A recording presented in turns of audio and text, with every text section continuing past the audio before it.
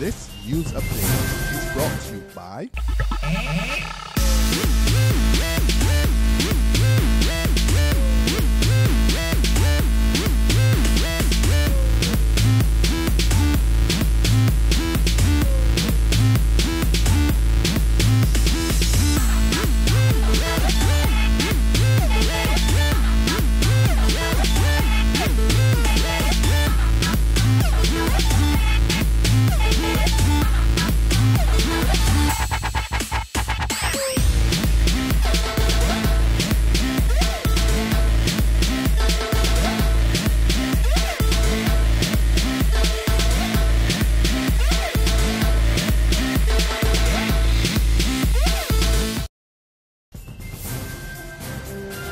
This is the 7 a.m. Barbados Today update for Thursday, June the 26th, 2014. I'm Emmanuel Joseph.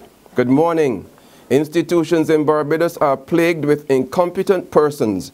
But while explaining that is not mainly the case, the acting director of the Institute of Social and Economic Studies, Dr. Don Marshall, insists that a number of incompetent and indifferent individuals or behaviors are exhibited in important areas of Barbados.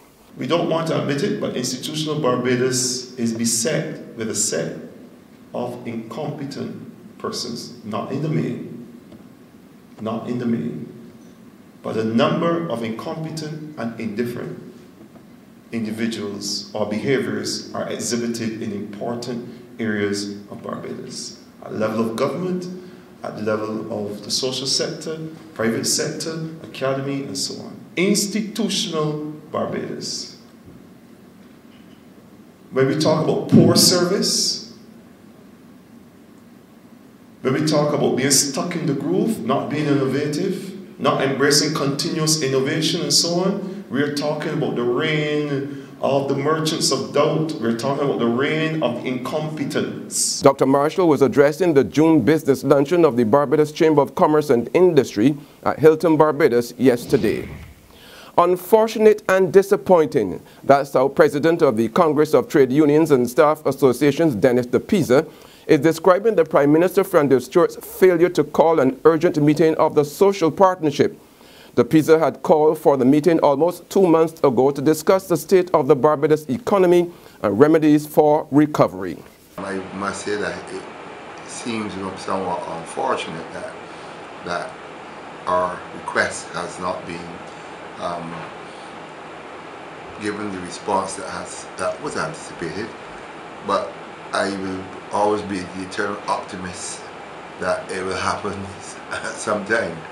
The timing might not be appropriate in our opinion, but regardless of whenever we are given that opportunity, certainly we will want to put on the table the type of issues and that we believe that are our immediate concern, and of course, as I said, look for solutions to those particular problems facing the Barbados economy at this time.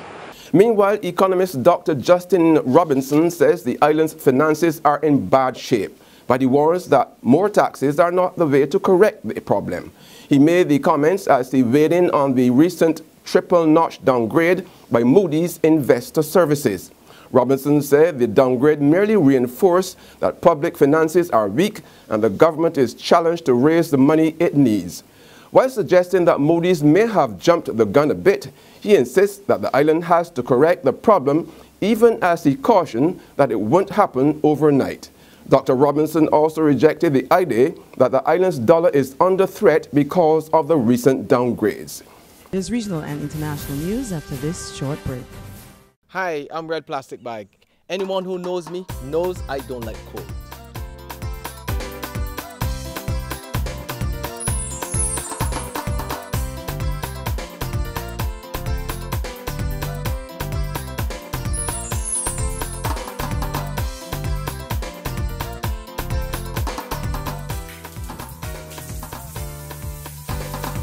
Sunshine reigns in my country. I love it. Get your sun power.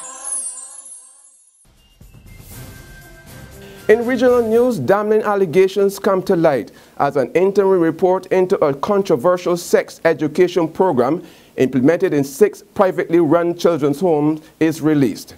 The training, which was carried out by the group Jamaicans for Justice, exposed the children to controversial material that promotes oral and anal sex.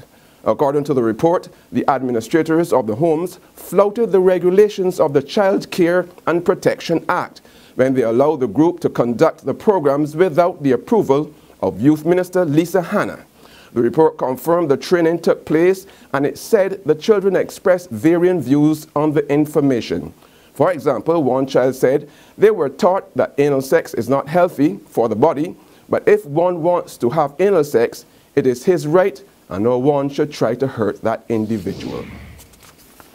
On the global scene, Iraq's Prime Minister Nouri Maliki has rejected calls for a national salvation government to help counter the offensive by jihadist-led Sunni rebels. He says such calls represent a coup against the constitution and an attempt to end the democratic experience. The U.S. has led appeals to the country's political leaders to rise above sectarian and ethnic divisions as government forces remain unable to recapture the territory seized by the rebels this month. That's been the 7 a.m. update. Join us again at noon, but until then, log on to www.barbadostoday.bb, subscribe to our e-paper and like us on Facebook to get more news and sports. I'm Emmanuel Joseph. Have a great day. This news update is brought to you by